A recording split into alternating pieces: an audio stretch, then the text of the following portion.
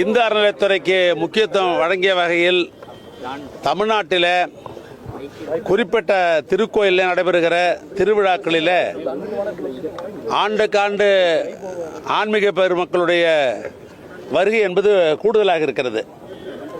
அந்த வகையில் நீண்ட நெடுங்காலமாக இந்த பகுதியில் இருக்கிற ஆன்மீக பெருமக்கள் வைகை ஆற்றில் அழகர் இங்கே வந்து மக்களை ஆசி வழங்குவது அல்லது சந்திப்பது அல்ல காலகாலமாக வைகை ஆற்று திருவிழா என்பது ஒரு புகழ்பெற்ற திருவிழா அந்த தென்னக பகுதியில். இதில் கூடுதலான கூட்டங்கள் கூடுதலாக வந்து கொண்டே இருக்கிறது.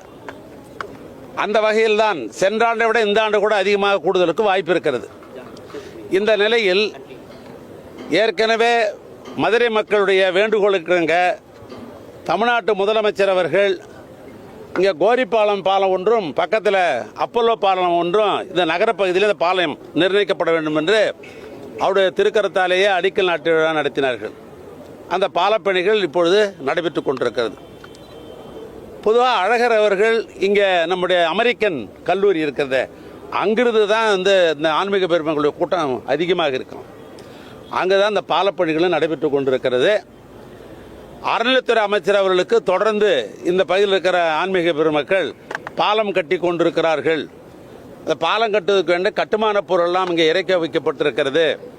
எனவே எப்படி ஆன்மீக பெருமக்கள் வருவார் என்கிற கோரிக்கை அவரிடத்திலே தொடர்ந்து வலியுறுத்திய அந்த அடிப்படையில் என்னுடைய தகவல் கொண்டு முதலமைச்சர் அவர்கள் 2 அமைச்சரும் சென்று நேரடியாக அந்த கட்டுமான பணிகளை இந்த அடுத்த மாதம் மே மாதம் 12ஆம் தேதி அந்த திருவிழா நடை இருக்கிறதுங்க. அதுக்கு முன்னால் மக்களுடைய பாதுகாப்பு கருதியும் பாலப்பணிகளிலே பயன்படுத்துகிற கட்டுமான பொருட்களை கொஞ்சம் சம்பந்தம் இல்லாமல் அந்த ஒப்பந்ததாரை அழைத்து பேசி அந்த கட்டுமான பொருளை அங்கிருந்து அகற்றுங்கள் என்று முதலமைச்சர் அவர்கள் ஆணையிட்டார்கள்.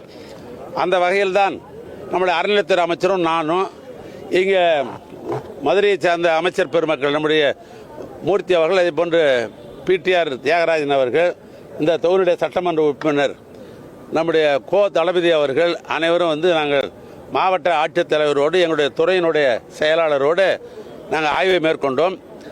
இங்கே தளத்திலே இருந்து பணியாற்றுகின்ற கோட்ட பொறியாளர்கள் இடத்துல துறையின் சார்பாக ஆணையிட்டு இருக்கிறேன்.